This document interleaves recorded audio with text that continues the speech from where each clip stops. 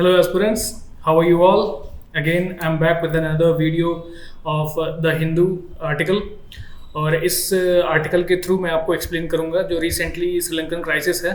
श्रीलंकन अभी आपने न्यूज़ में सुना होगा कि श्रीलंका में बहुत बड़ी इकोनॉमिक टर्मोइल शुरू हो गई है, जिसकी वजह से लोग जो हैं वो काफ़ी एजिटेट कर रहे हैं। अभी आपने देखा होगा कि प्रेसिडेंशियल पैलेस है, वहाँ पर भी जो है स्टॉर्म कर गए थे। तो जो ओवरऑल आखिरकार इसका जो बैकग्राउंड है वो क्या है, उसके बारे में हम जानेंगे इस आर्टिकल के through.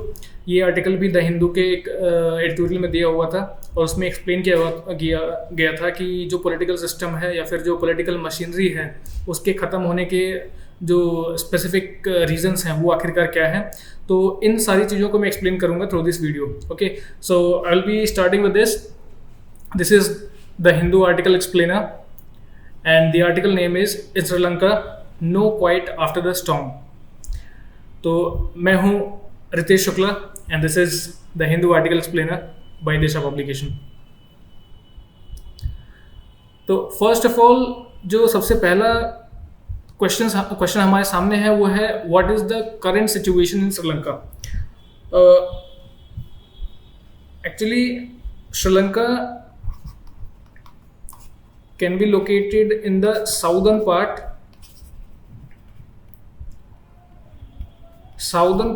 of India. Okay, slightly is connected with the Park Strait, sorry. Okay, तो श्रीलंका में जो क्राइसिस अभी शुरू हुई है, जो करंट सिचुएशन अभी शुरू हुई है, एक्चुअली में ये जो कंट्री है इसने चाइना के साथ बहुत सारी रीज़न है, लेकिन चाइना के साथ इन्होंने BRI इनिशिएटिव में एसोसिएट किया था। BRI इनिशिएटिव के थ्रू चाइना ने इनका एक स्पेसिफिक पोर्ट ले लिया था जिसका नाम है हब्बन टोटा पोर्ट ले लिया था। और चाइना ने कहा था कि अराउंड 70% ऑफ द इन्वेस्टमेंट्स वो यहाँ पर करेंगे और नेक्स्ट कुछ स्पेसिफिक टाइम पीरियड का इनको लीज भी दिया था कि within next some period of time you will have to pay back to us. ठीक है, जो 70% इन्वेस्टमेंट जो हब्बन टोटा में हुआ वो हो सकता है कहीं ना कहीं डायरेक्ट इन्वेस्टमेंट ना होके it would have been went out as corruption. जो मनी चाइना से आना था हब्बन टोटा के डेवलपमेंट के लिए वो वहाँ पर ना होके वो करप्शन में शायद चला गया, जिसकी वजह से ये फुल्ली डेवलप तो नहीं हो पाया। ऊपर से डेब्ट क्राइसिस अलग क्रिएट हो गई चाइना के लिए। नाउ श्रीलंका एक ऐसा कंट्री है जिसकी इकोनॉमी कंप्लीटली टूरिज्म पर डिपेंड करती है। और जैसा कि मैंने बताया चाइना ने BRI इनिशिएटिव के थ्रू हब्बन टोटा को लिया था, तो हब्बन टोटा को डेवलप भी इस प्रकार से करेंगे कि इनके जो गुड्स है वो यहाँ पर आके फिर यहाँ से कहीं और सेल करें। ठीक है, इसको इस प्रकार से वो डेवलप भी कर रहे थे कि ये कुछ स्पेसिफिक टूरिस्ट स्पॉट भी हो जाए जिससे कि श्रीलंका को भी हेल्प मिल जाए। That was the prime motive of Sri Lanka, जो कि चाइना के BRI इनिशिएटिव थ्रू वो कंप्लीट हो सकता था। लेकिन फाइनली हम ये देखते हैं कि इस इन्वेस्टमेंट के वजह से because a huge corruption also Chinese डेब्ट ट्रैप क्राइसिस, ये जो है एक स्पेसिफिक टाइम पीरियड जो इनको देते हैं किसी भी कंट्री को, उनसे उन टाइम पर ही अगर पैसा नहीं मिलता तो उस एरिया का जहाँ पर इन्होंने इन्वेस्टमेंट किया है उस क्षेत्र का स्पेसिफिक जो लैंड है उसको ये कैप्चर कर लेते हैं। दैट इज द डेब्ट trap crisis that China creates. तो श्रीलंका जो है इस डेब्ट ट्रैप क्राइसिस में ऑलरेडी हो गया, और क्योंकि करप्शन जो है लार्ज बेसिस पर हब्बन टोटा पे इन्वेस्टमेंट के थ्रू हो गया, और बाकी जो ओवरऑल इकोनॉमी श्रीलंका की रन करती थी जो कि टूरिज्म पे बेस्ड थी वो तो बिल्कुल भी कैंसिल थी ही, क्योंकि लॉकडाउन लग गया था 2021 में। तो इस लॉकडाउन की वजह से टूरिज्म पूरी तरह से ठप था और जो इन्वेस्टमेंट यहाँ हुआ वो भी कम्प्लीटली जो है करप्शन में चला गया। तो जो ओवरऑल कैपिटल जो कि श्रीलंका में होना था वो नहीं हुआ, जिसकी वजह से वहाँ पर सप्लाई और डिमांड तो बिल्कुल भी ज़्यादा हो गई और सप्लाई तो बिल्कुल भी ख़त्म हो गई, जिसकी वजह से ये करंट क्राइसिस क्रिएट हो गया। अब जब क्राइसिस ऐसे क्रिएट हो गई तो ना पेट्रोल वहाँ पर मिल पा रहा है, ना ही गैस मिल पा रही है, ना ही जो है कुछ ज़रूरत की चीज़ें हैं वो मिल पा रही है। Even the currency is getting really very higher. और ये सारा जो कैपिटल था वो बिल्कुल भी श्रिंक कर गया श्रीलंका का। That is why the current situation is there. इसकी वजह से लोग जो है वहाँ एजिटेट करने लगे अगेंस्ट द गवर्नमेंट। ठीक है,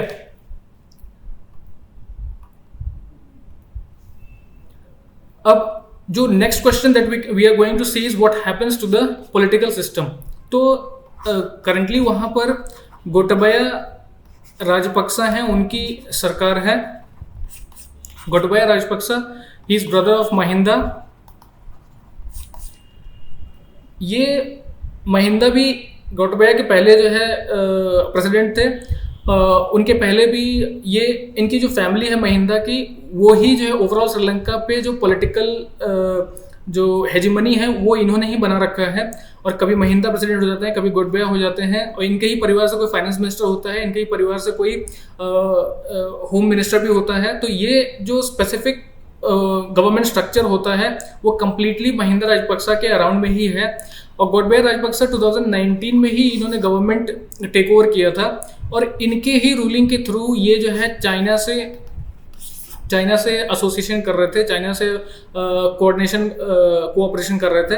और इनके ही बेसिस पर, इनके ही रूलिंग के दौरान ये हब्बन टोटा और इन सारी चीज़ों पर बातें आगे बढ़ी थी, क्योंकि इससे पहले ही कोऑपरेशन जो है महिंदा से फिक्स हो चुकी थी।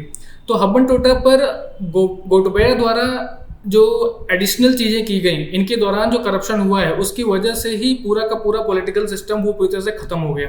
ठीक है, आखिरकार जब when people went on to agitate against the government, they knew that there is nothing in the country that could be bought first of all. If a country is not a producer, मैंने बताया कि श्रीलंका जो है वो tourism के basis पर run करती है। अगर एक कंट्री जो कि प्रोड्यूसर नहीं, नॉट प्रोड्यूसर ऑफ गुड्स, तो बाहर की सारी चीज़ों के लिए उनको डिपेंड करना होगा बाकी कंट्रीज पे। तो इसलिए क्योंकि प्रोडक्शन जो है वो अच्छे खासे लेवल पर नहीं है, टूरिज्म से जो पैसा आता है उससे वो बाकी गुड्स भी इंपोर्ट करते हैं और उस गुड्स को वो लोगों तक पहुंचाते हैं। That is the prime thing that the Sri Lanka was doing. लेकिन जब करप्शन जैसी चीज़ें हो गई और जो डेब्टर क्राइसिस क्रिएट हो गया, क्योंकि उनके पास काफ़ी बड़ा बर्डन भी है, फॉरेक्स रिजर्व बहुत अच्छा नहीं रखा हुआ, तो इसके वजह से क्या हुआ कि एक इकोनॉमिक क्राइसिस ऑटोमेटिकली डेवलप हो गई, जिसकी वजह से ना वहाँ पे गुड्स अवेलेबल हैं, सप्लाई भी काफ़ी कम है, डिमांड काफ़ी ज़्यादा है, और इसकी वजह से ओवरऑल जो पॉलिटिकल सिस्टम है क्योंकि वो प्रोवाइड नहीं कर पा रहे हैं, जो भी संसाधन की ज़रूरतें होती हैं वो जो है प्रोवाइड नहीं कर पा रहे, इसकी वजह से पॉलिटिकल सिस्टम पूरी तरह से ख़त्म हो गया। तो ये जो है अब पॉलिटिकल सिस्टम ऐसा हो जाएगा कि Gotabaya Rajapaksa has to resign. अभी अगर करंट सिचुएशन देखें तो ये मालदीव गए थे, मालदीव से वो सिंगापुर गए, और वहाँ से भी सऊदी अरेबिया की एयरलाइंस के थ्रू शायद वो सऊदी अरेबिया चले जाएंगे।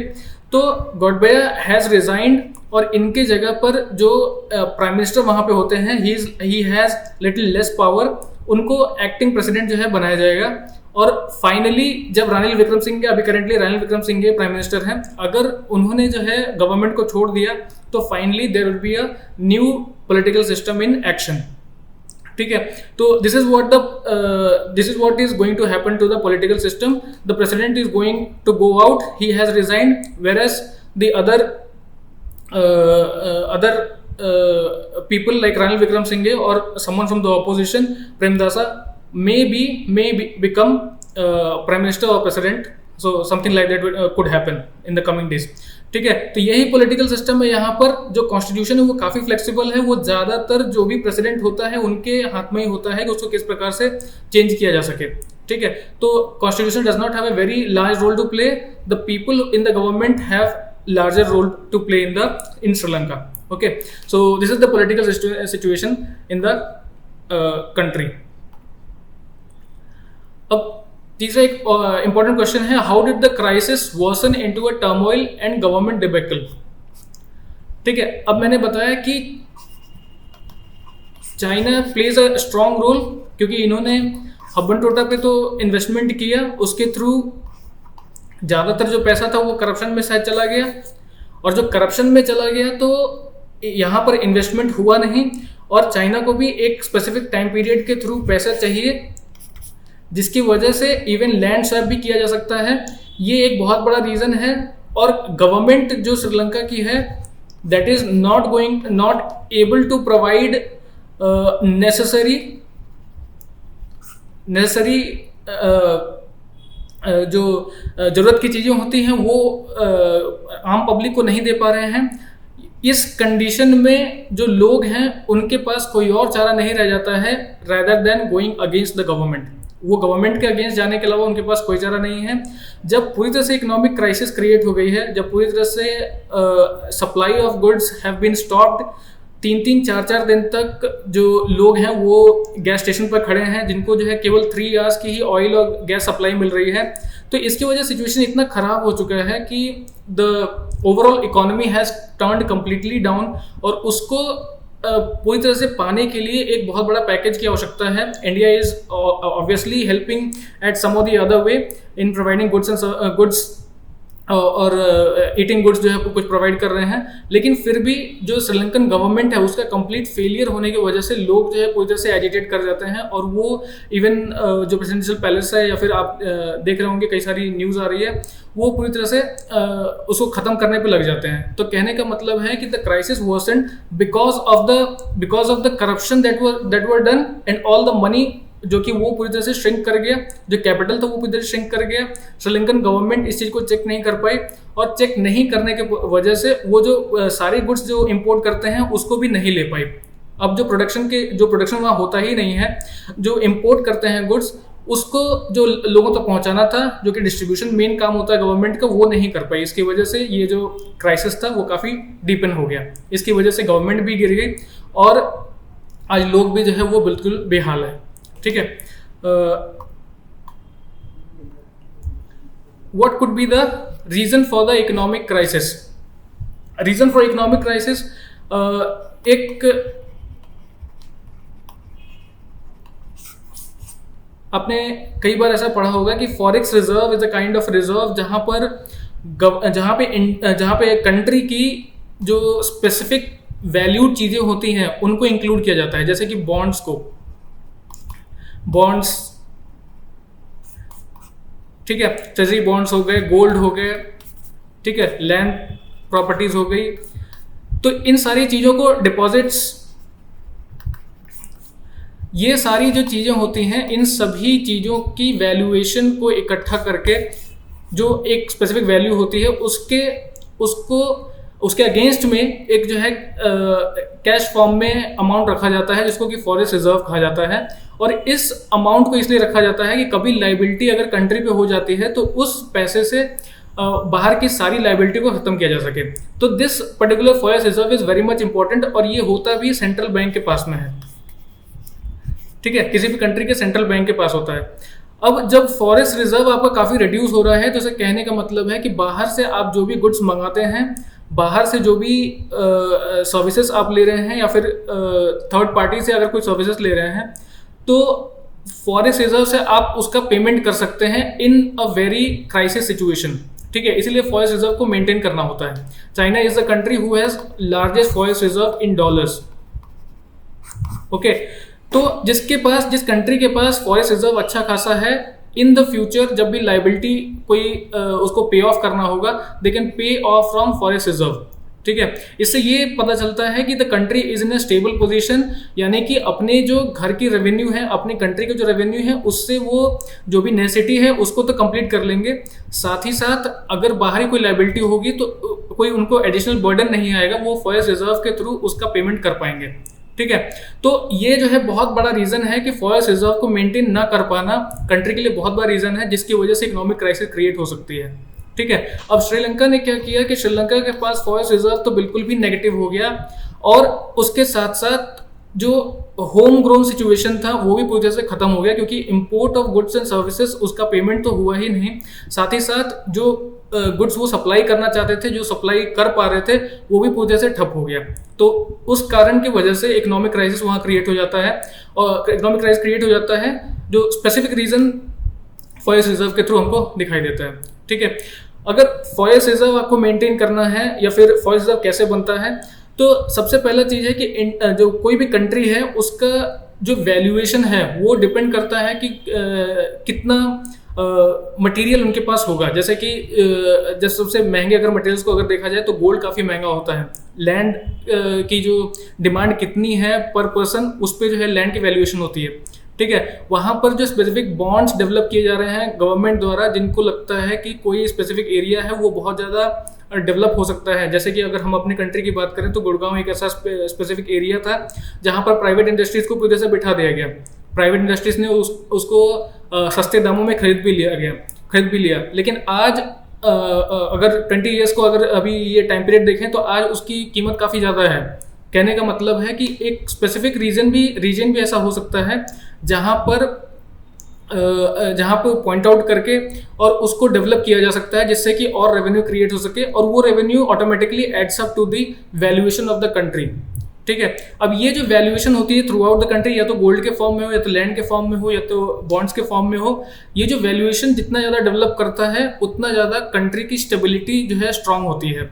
That is the main thing जो कि इकोनॉमिक क्राइसिस नहीं होने देती और आपको इकोनॉमिक स्टेबिलिटी बनाई रहती है, ठीक है। This is the most important thing. Valuation of the country must be very much strong, whereas also in term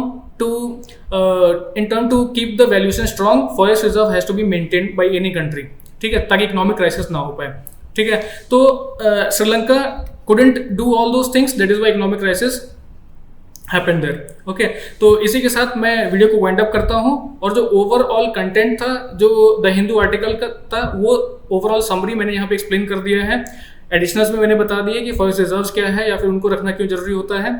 इसी के साथ मैं वीडियो वाइंड अप करता हूँ, and in the next week I will be coming up with the Hindu article explainer. Thank you for watching this. Stay home, stay safe and keep learning.